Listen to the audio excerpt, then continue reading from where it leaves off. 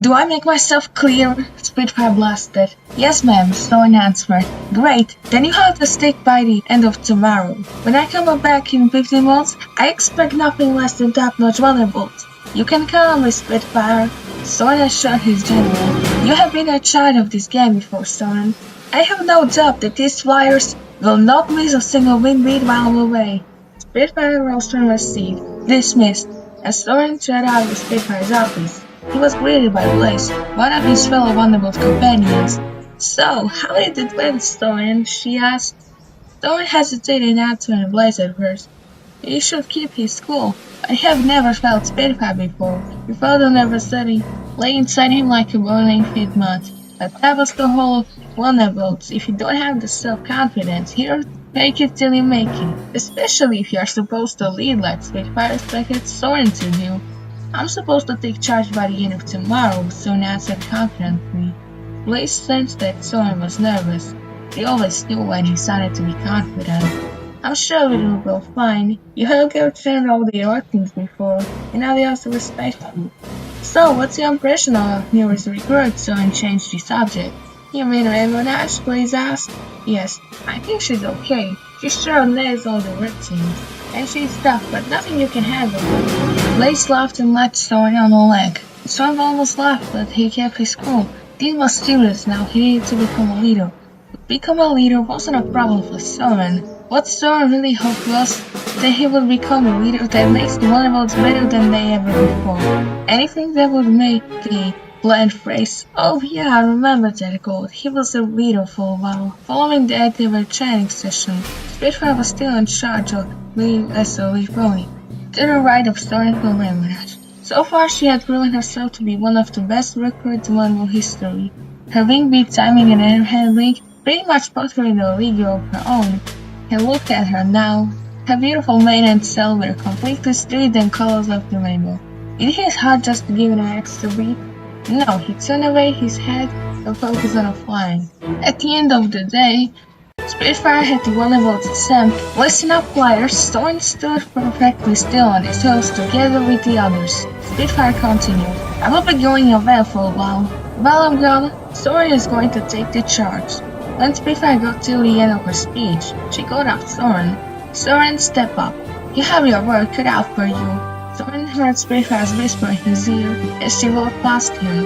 When Soarin saw in front of their group, he felt his confidence grab hold of him. He was ready for this. Attention, flyers, he shouted. All the flyers stretched themselves.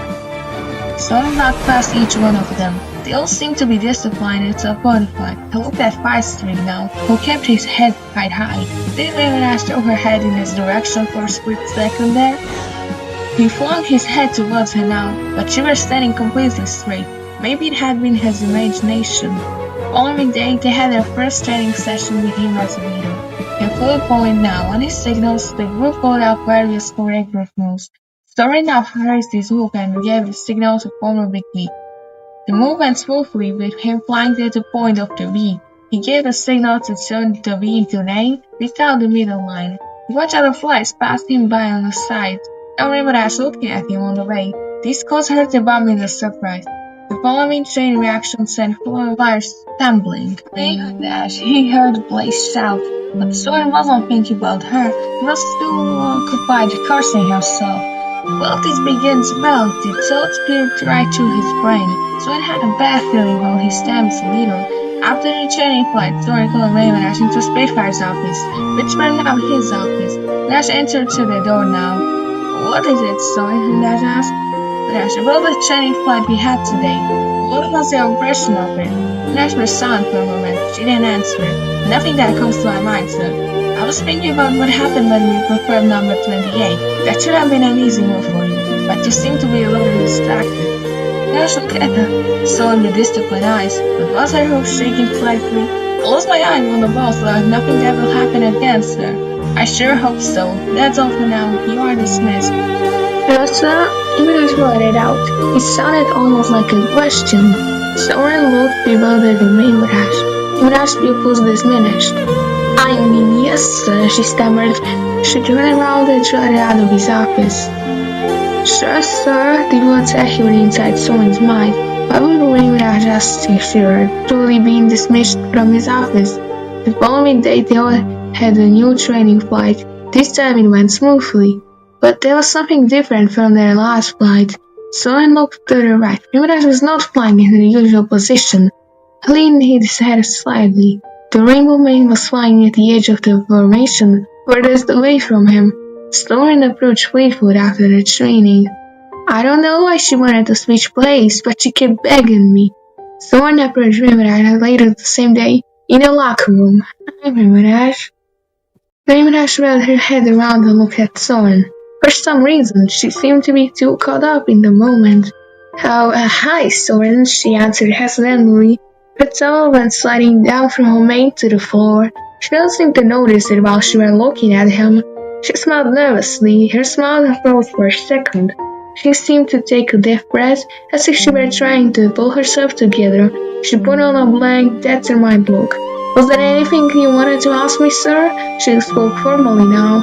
Nothing serious, Raymond. I just wanted to ask you why you wanted to switch places with Fleetwood today at the practice of my right-wing maneuvers. The answer came ridiculously fast. Raymond's disciplined face twitched. Her pupils diminished tightly. Soarin wasn't sure what to think. Raymond truly seemed to have something on her mind. Raymond, is there anything? Oh, look at the time. Gotta go. See you later, Soarin. But Raymond had already left the locker room. Soarin stood there alone and watched the door waver back and forth. The following day made him fare so much better. All the other Wonderbolts seemed to listen to what he said, but for some reason, as soon as Soarin were about to give in a command to all of them, Raymond either waited or found a way to avoid complying. Eventually, the other Wonderbolts started to question why she shouldn't come to their dining flights at all. Soarin started to worry about her future as a Wonderbolt. He's our future as a leader. One training day, they went for a flight over the forest. Soarin gave a command directed to Raymond. Raymond complied, but somehow either he or she had mixed up port and starboard. Soarin now was standing outside the hospital. He felt his heart hanging by a thread. The words of Spitfire echoed inside his mind. When I come back in 15 months, I expect nothing less than top-notch Wonderbolts.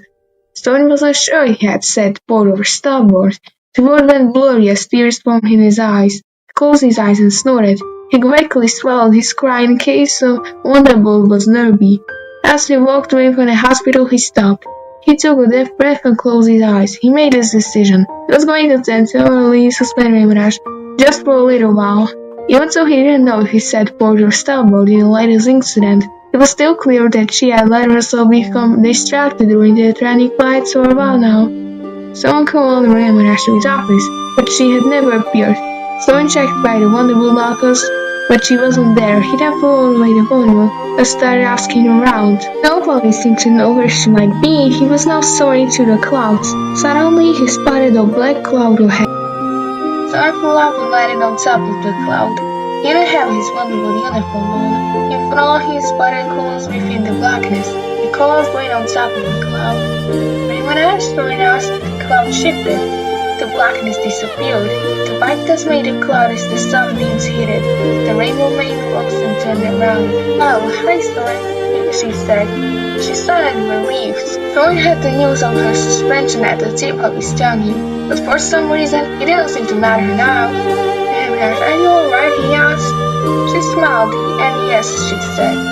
Raymond smiled. Yes, she said. Soarin walked up to her. Raymond stood up from her hose. She now looked at Soarin with googly eyes. Soarin decided to get straight to the point. Raymond, a lot of situations back there. You seem to be a little distracted. They never got to finish his sentence. Raymond threw herself forward and kissed Soarin in the mouth. Soarin was taken completely by surprise. He pushed her away and backed off. He looked at her with disbelief.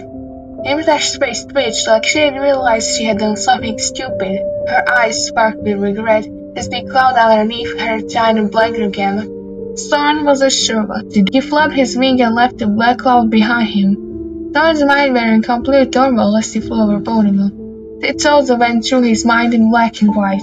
He could see Spitfire's disappointed face when she heard about the incidents, black and white. He could see the disappointed faces of the rest of the Wonderbolts when he informed that Raymond has been suspended, black and white.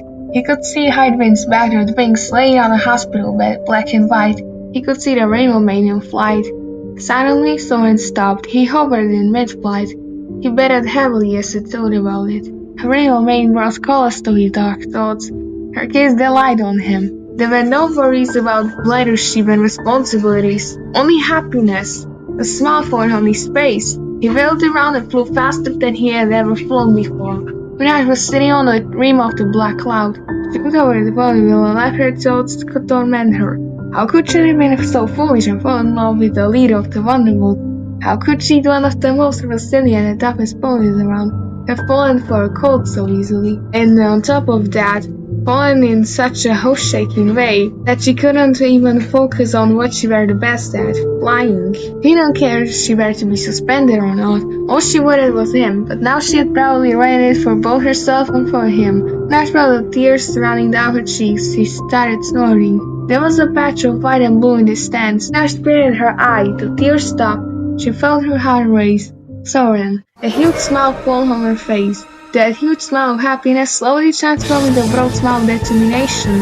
Nash sprayed her wings wide. Soarin had a huge explosion. He looked up.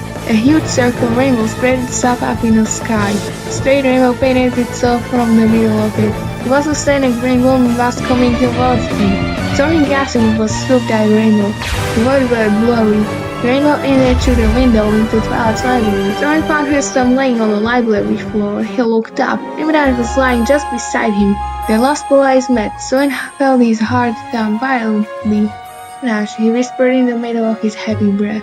She came hurtling towards him. He felt her wings wrap themselves around him. Her hooves glided right beside his head. Her kiss landed on his mouth. The weight of her body sent him backwards in the Twilight's bookshelf, causing all the books to fall down. Soarin rolled and tossed Mirage into a table ahead. He then threw himself over her. "Oh, Soarin! Soarin!" he heard her exclaim as he wrapped his wings tightly around her blue body, abandoning her kissing.